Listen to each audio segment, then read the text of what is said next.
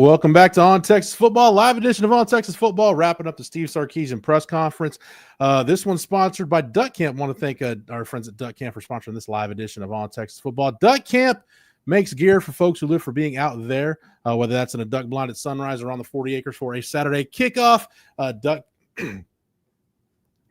Born right here in Austin, Duck Camp builds best-in-class hunting and fishing apparel that works just as well for a full day in the field as it does for a long day of tailgating, from sun protection shirts to keep you cool during the early season scorchers to their iconic game series hats that feel like instant classics. Duck Camp gear is ready for football season, hunting season, and every season in between. Get out there, stay out there, and hook up shop Duck Camp at duckcamp.com. And On Texas Football fam, use the promo code ONTexas25, that's ONTexas25, for 25% off your order at duckcamp.com. CJ, it was a quick one today over on the 40 acres. I don't want to say I've used the term business-like, but if I could describe Sark, I would describe Sark the same way I described Arch, that press conference coming off of the Kentucky game, going to Mississippi State week, where it looked like he wanted to be anywhere else except answering questions.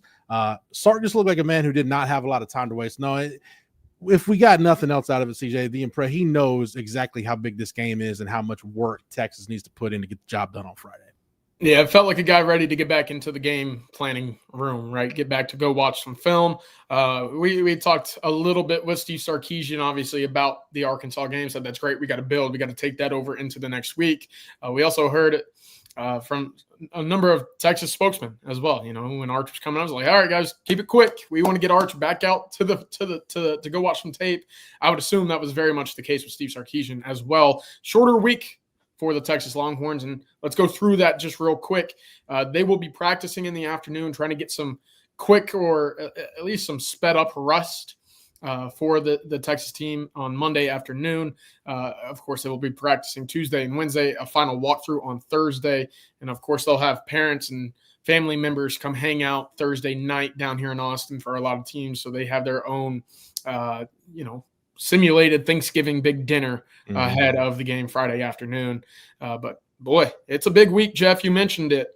Sarkisian mentioned it. Texas knows it. And let's see what they can muster up in practice leading up to Friday afternoon.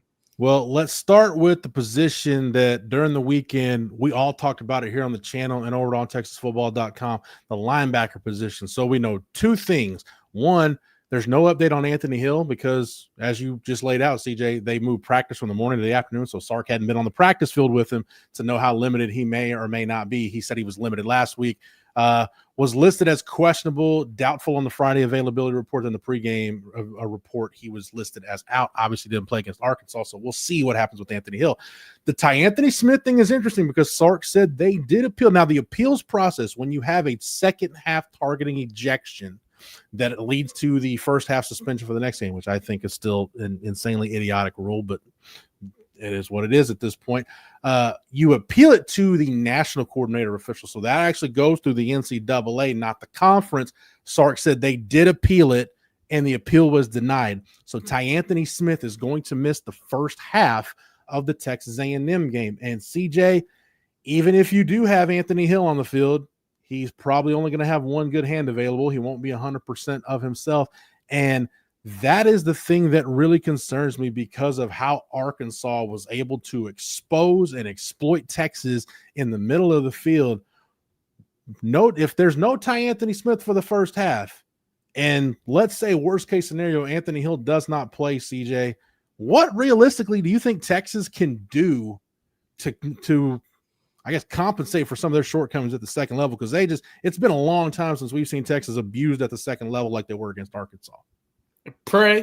Probably pray. And I think that's it. You know, that you have Trey Moore, who didn't have a great game against Arkansas. And again, I think that more of his skill set, it should be best utilized rushing the passer. We haven't seen it a whole lot this year. And look, Leon Lafau's fine, but we've seen rotations in that second level quite a bit. You know, you got to stay fresh when you play a running back type of position on the defense. And that's where a lot of physicality comes in. You're running sideline to sideline on every play almost, Jeff. You got to find ways to stay fresh. And if Texas is without Anthony Hill, look, that's very significant because you're down to two guys with a lot of experience. And I know that Texas fans, and I am as well, I'm falling into this category, very excited for Bo Barnes. But for a guy that has yet to really see consistent play time this year, that's a tall task to say, hey, must-win game last week of the season. Your playoff hopes are on the line. Here's the number 3 team in the country with a very explosive offense and playmakers there. So that's a tough spot to be in, Jeff.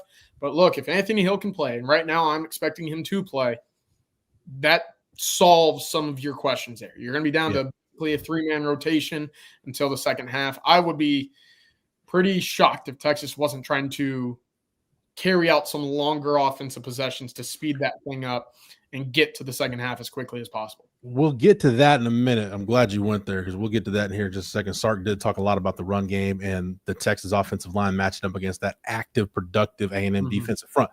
SND Tacos, though, makes a point that I want to expand on real quick. Said Jonah Williams at sub linebacker and passing downs. I don't think that's the answer because we haven't seen that yet. But, CJ, Texas has shown some 3 safety stuff this year. And I think, and look, Derek Williams has not been a part of that group lately. It's been Taft, Jelani McDonald, Xavier Filsaime, and Jonah Williams playing more than Derek Williams. CJ, I wouldn't be shocked if they played some 3 safety stuff just to be able to match up personnel better. But I'm not going to do the Rod Babers version of the but Michael Taft, CJ, that might have been the worst game we've seen him play. Just a lot of missed tackles. He was out of position. He met with the media today. I don't know. I've got a feeling it's going to be Michael Taft's last game at DKR. I've got a feeling this is a really big week for him. He wants to put a much better product on the field, I would assume, against Texas A&M than what he showed against Arkansas. I tend to 100% agree. And Taft mentioned that today. He said, look, I didn't play well, right? Film wasn't very fun for me.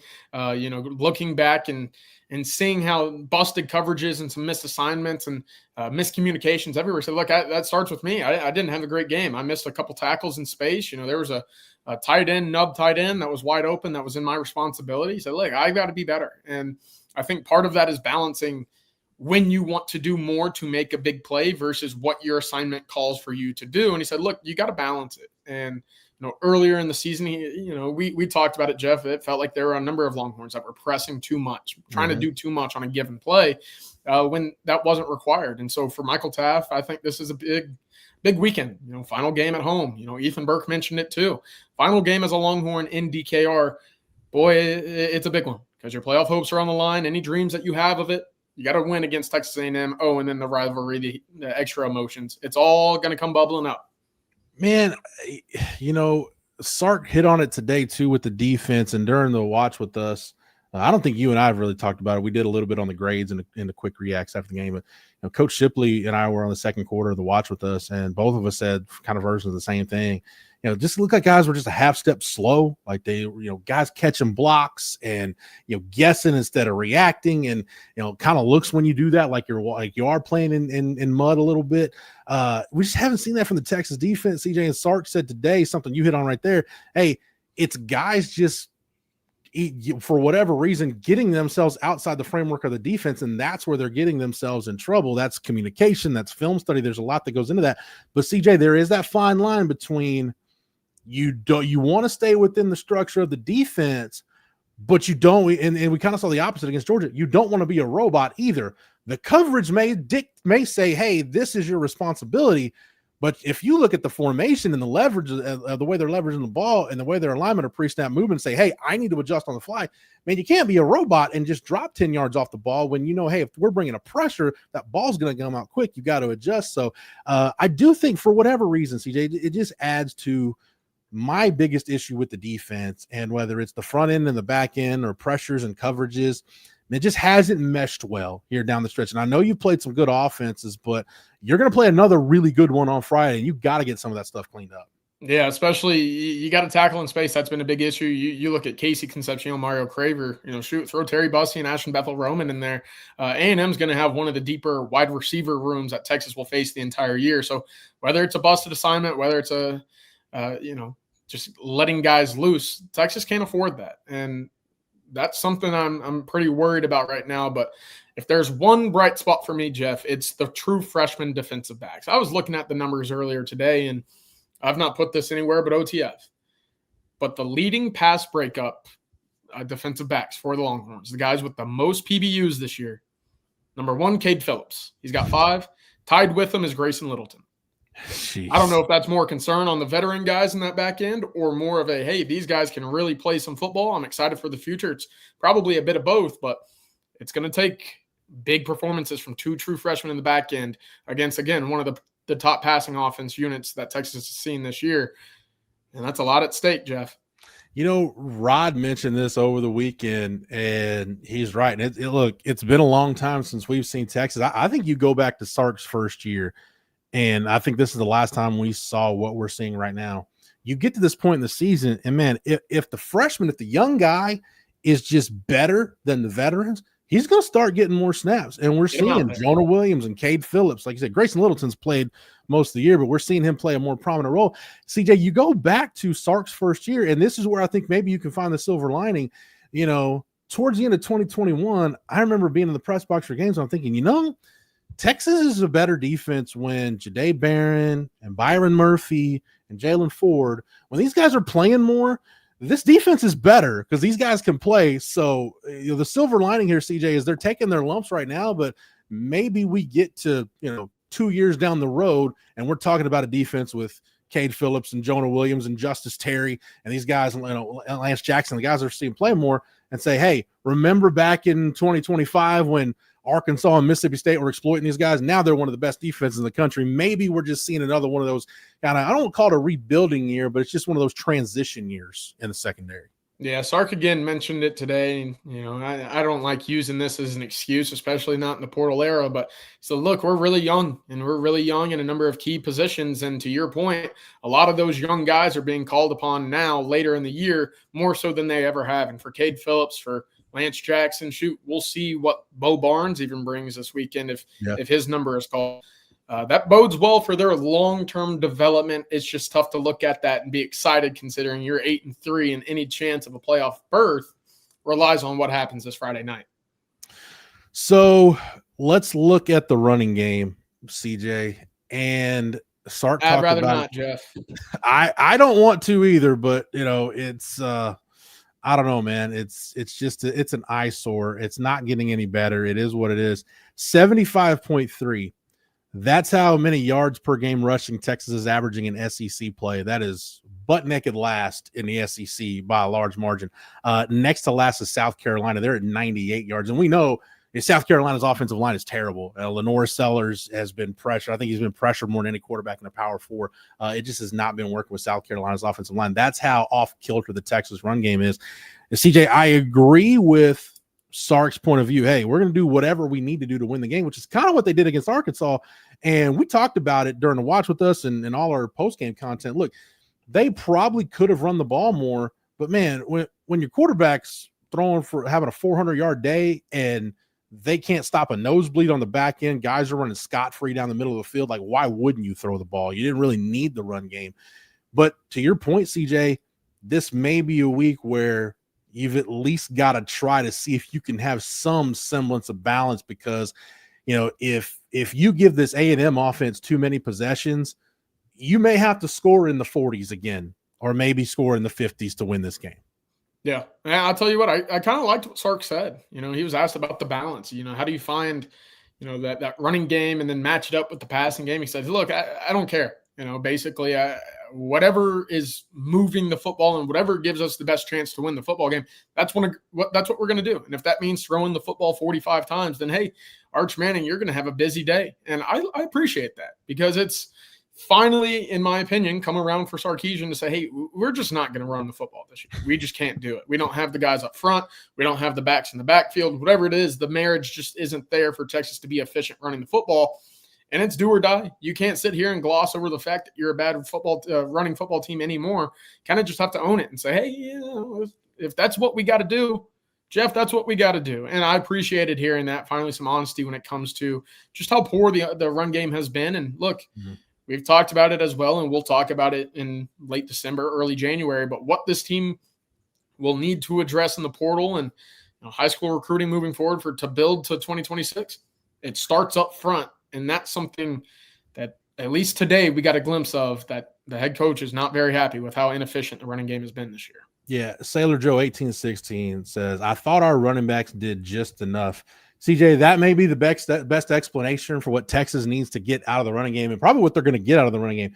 Just enough. And look, it's scheme, it's personnel, it's the offensive line issues. Like Trey Wisner made something out of nothing on a couple of runs, and 1 third down in the second half on the touchdown drive after the Jelani McDonald interception, where they really needed it. He got you a 3rd and 4 pretty much by himself on sheer will. He cut off a couple of blocks and did what he could. But CJ, the running backs in the Arkansas game, 91 yards on 22 carries is what Wisner and Baxter combined for.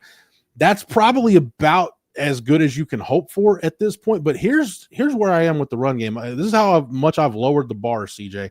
I look at the stuff rate allowed by the Texas offense, and the offensive line has something to do with this too. You had 5 rushing attempts stuffed in the Arkansas game. That means a rushing attempt that went for 0 yards or negative yards that's stuffed at or behind the line of scrimmage. That's an 18% stuff rate.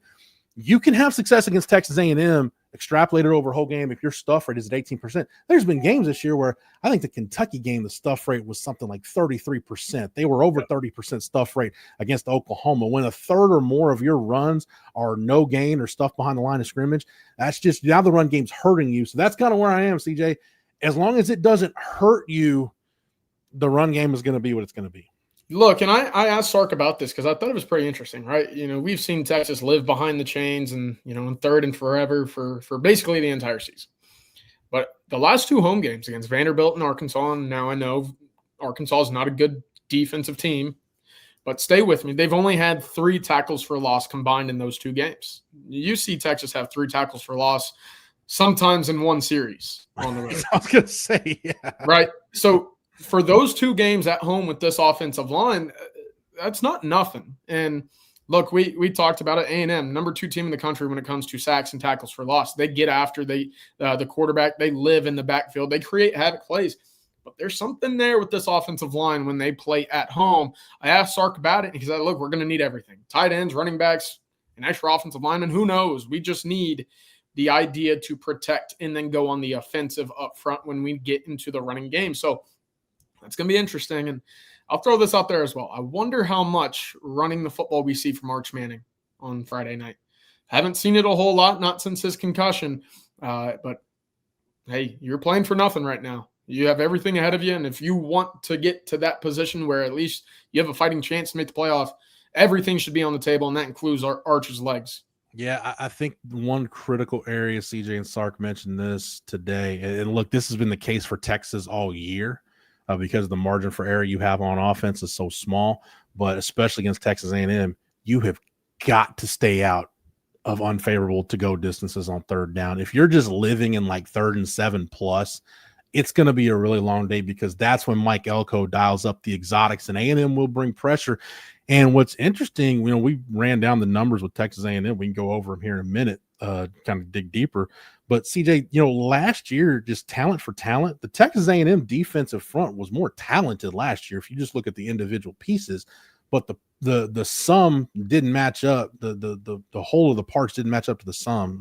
I'm mixing metaphors here, but this year, even losing, Nick Scorton and Shamar Stewart and some of the guys they've had to replace, they're a more productive group. I think, some of their guys stepping up and being older. I think, there's just some guys when I watch other SEC teams, man, I just love watching other guys play. And Torian York is one of those guys. I just think he's just a fantastic. He's just a ball player. Like the measurables aren't really there. I don't know what he do at the combine, but that dude's just a ball player. Like give me one of those guys and I can go win games. I think he's a year older, tying it together. But CJ, I don't know. I know you've watched A&M this year. It didn't make sense to me quite frankly, how bad they were in the defensive front last year. But I think it's just guys are more in sync with Mike Elko's scheme. And I think that's why you're seeing maybe a less talented group this year be more productive. Yeah, definitely. And, they have a Colin Simmons of their own, right? Cassius Howell is among the sacks leader. He's certainly developed and grown into that role as well. But they're finally getting some pressure from the interior. And I thought that was where last year you had those guys, but they didn't amount to having sacks. And look, we can talk about it all day with, Shamar Stewart as well. There's just levels of which talent is great. Production ultimately matters, and they didn't step up this year, certainly are. And they're tighter in the back end as well, right? Will Lee has certainly grown into his own role. The Yeah, no, they're certainly a much better defense. Dalton Brooks is the name I was looking for. He's had a much better year in the back end as well. So Texas going to have a tall task. Unfortunately, playing at home is a place you'd prefer to play this rivalry game. Yeah. A&M, by the way, number 1 in the country in third down defense. 22% conversion rate is what they're allowing on third down. That is freaking insane. Against their top 30 against the run, top 20 in total defense. Any way you slice it. Here's where, though, I think A&M can be had. And again, it's just, can Texas put together drives and can they, put themselves in a position to get to this? Only 108 in turnover margin, and they're tied for 128th nationally in red zone defense. So if you can avoid turning the ball over, if you can get it down inside the 20, you can have success. And CJ, I don't want to get too far ahead of myself, but lost in the sauce of all the issues on offense this year, Sark has been creative trying to figure out ways how to score. We saw Philly special against Arkansas. We saw the Wildcat for the first time this year, even though CJ Baxter couldn't handle the snap and you had to go and kind of quarterback power with Arch on the next play. But I'll give Sark a little bit of credit. We said going in the year, hey, you're going to have to get more creative in the red zone. And it's kind of in my necessity that he's had to, but I'll give him credit, CJ, for dialing up some stuff to score at point blank range.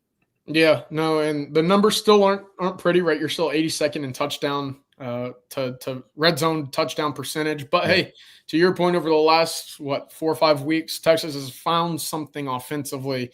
And you mentioned it. You might be scoring. You might need 40 points to beat A&M. Look, based off of what we've seen against Vanderbilt in those first 3 quarters, based off of what we've seen, this past weekend against Arkansas, again, consider the opposition, but playing at home, there's something to this Texas offense that I just don't think you get when on the road. So I'm excited for it. It should be a fun test. And boy, oh boy, do we know that the DKR is going to be rocking for this one, Jeff. Yeah, Zachary Mead, 7931, asked, what are Texas A&M's weaknesses? I looked it up to see exactly where they're ranked. 114th in the country, CJ, in takeaways. And look, you look at the teams they've played, I don't know that they've faced a pass game that has, other than Arkansas, and even earlier in the year, like the Notre Dame offense, that was CJ Carroll. That was a second, third start. I think it was a second start. The Notre Dame offense from then to now it's not even close how much better they are. Yeah. So really, other than Notre Dame and Arkansas, I don't know that A&M's faced a passing game that's got the potential to light them up the way Texas does. And they, don't obviously turn the ball over enough. They're not in a position, they're what is it? Again, 114th in the country in takeaways, only 9 takeaways this year, 6 fumble recoveries, only 3 interceptions. So from that standpoint, CJ, if the offensive line can give him time and if Arch has a really good feel for it and you're not living in like third and long, Texas has a potential to do some damage down the field in this game. Yeah, they do. And folks are pointing out in the chat, they do get a little handsy in the back end as well.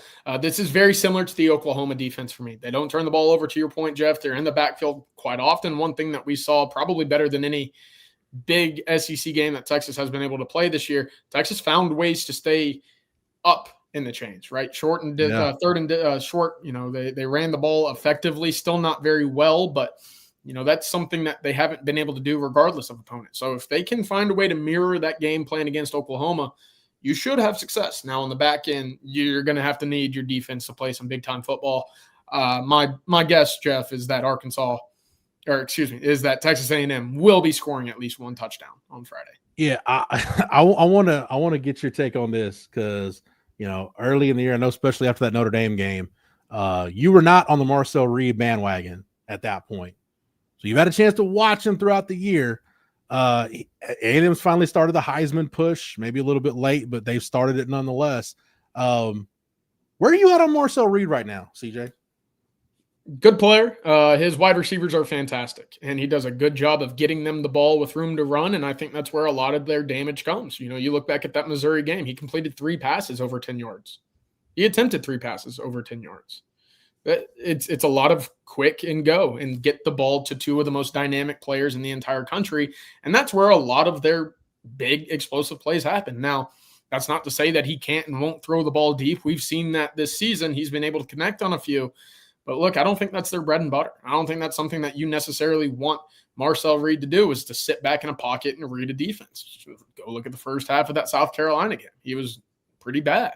So if Texas can do that, and if Texas can sit back and play some sound football, because they've not been able to do that over the last 4 weeks, that's the recipe to a turnover. That's the recipe to make Marcel Reed not who we've seen Marcel Reed to be at times this year. So got to sit back, play the containment game. Don't let his legs beat you, and play sound defense in the back end. And look, I think there's an opportunity there for Texas to get their hands on a football or two. Marcel Reed does more of his damage on scrambles than he does on design runs. He's actually one of the best, more efficient scrambling quarterbacks in the country. So it's not like facing a guy like, a John Mateer or Gunnar Stockton or even Taylor Green, where they run a lot of design runs. But CJ, if I'm Colin Klein, if I watch that Arkansas tape or watch really any of the tape from the last couple of weeks, I'm coming with design runs. I'm coming with how to get my tight ends involved. And even if Anthony Hill plays in this game, if I've got in-breaking routes, crossers, mesh concepts, whatever it is to discombobulate Texas in the intermediate game between the hash marks, all that stuff in my playbook is probably front and center on the call sheet if I'm Colin Klein, until Texas proves they can adjust and stop it. Hey, that's one thing too, is Pete Kwiatkowski very familiar with the Colin Klein offense, right? And has had a lot of success against the Colin Klein offense. But I'm with you, and Arkansas even brought out some speed options, some triple options at times on Saturday. I'm not saying that's going to be, put in this week for A&M, but I would certainly look to get Reed's legs more involved this year than they were last year. CJ, do you worry? How much do you worry about the run defense for Texas right now? Because we knew Arkansas could move the football. A ton. I even talked about it going into that game. Arkansas, in terms of line yards per carry, they were averaging about 3.5 going into that game. I don't really want to look to see what it is now, but they had one of the more effective run blocking offensive lines in the country. I expand on that because I am worried about it too. If Texas A&M can get into a rhythm running the ball, which they never really did in the game last year. That was one of the reasons why Texas was able to keep them behind the chains. They never really had success running the ball, turn it into a drop back game. And at that point, Marcel Reed definitely was to help lift Texas A&M to a win in a drop back game. But I am really concerned about the run defense, because the way Arkansas just flat out, they're good, but man, Texas did not do itself any favors with the way it defended the run, especially early on. No, they did not. And look, maybe that's just as much as getting Anthony Hill back on the field. If that's the case, then you should be better there, but Texas certainly needs to clean it up, and A&M is going to pose a big threat in that field as well. All right, that's going to do it for us here on this edition of On Texas Football, this live edition of On Texas Football, recapping the Steve Sarkisian press conference. We've got more over at ontexasfootball.com. We'll have more on the channel here later tonight. The Monday night live stream with CJ, Rod Babers, and the coach Bob Shipley coming to you tonight. Make sure you guys tune in for that right around 7:15, 7:20 tonight. A couple of program notes, Texas athletic program notes. Men's basketball in the Maui Invitational. CJ, I'll let you go ahead and say it. This Maui Invitational field is what? Bad, poor, horrible. You said maybe the worst we've ever seen in this tournament. I love this tournament, by the way. I love Feast Week. I love the holiday tournaments. This is my favorite one. But yeah, the field is not it doesn't scream murderer's row at you. But 10:30 tonight, the late tip for Texas and Arizona State. Also, so I got this notification on my way home from the press conference. Texas parting ways with soccer coach Angela Kelly after 14 seasons. So Texas CDC on the hunt for a new soccer coach. Hey, his hires in some of those Olympic sports have been off the charts. He's knocked him out of the park. I have no reason to believe he won't do the same, hiring a new soccer coach as Texas turns the page from Angela Kelly. And again, just to recap, if you missed it at the top, no update on Anthony Hill because Texas is practicing in the afternoon. Sark didn't have an update because he wasn't on the practice field yet. And Ty Anthony Smith, Texas appealed the targeting suspension for the first half. The appeal was denied, so Ty Anthony Smith will miss the first half of the Texas A&M game after his second half ejection for targeting in the Arkansas game. All right, CJ, thank you for the knowledge and expertise as always. Thank you to Matthew behind the scenes for producing it. Thank you to our friends at Duck Camp for sponsoring it. If you're not a member over at ontexasfootball.com, that's all right. You can get over to the site right now and sign up using the promo code OTFOG, and that'll get you 1 year of access for $39.95. Make sure that you like this video and that you're subscribed to the On Texas Football YouTube channel. That way, whether it's here on the channel or on the site, you're not missing any of our coverage before, during, and after the game on Friday between Texas and Texas A&M. It feels so good. Since 2010 was the last time this one was played at DKR. So glad to have it back, and glad we've got this Thanksgiving weekend tradition back for the Longhorns, the Aggies, and for football in the state of Texas. CJ, real quick, I'll say it all week. That's why I love this game. To me, it is a showcase. The best high school football players in the state should be going to both schools when they do, and when both teams are good, which hasn't happened very often, but this is 2 years in a row where it's got college football playoff implications, SEC championship game implications. Not a whole lot better for football in the state of Texas when this game is as big as it's going to be on Friday. Can't wait. Should be a fun one. All right, that's going to do it for this edition of On Texas Football. For CJ, for Matthew, for the entire On Texas Football staff, I'm Jeff Howe. Thank you so much for watching and listening, and until next time, welcome.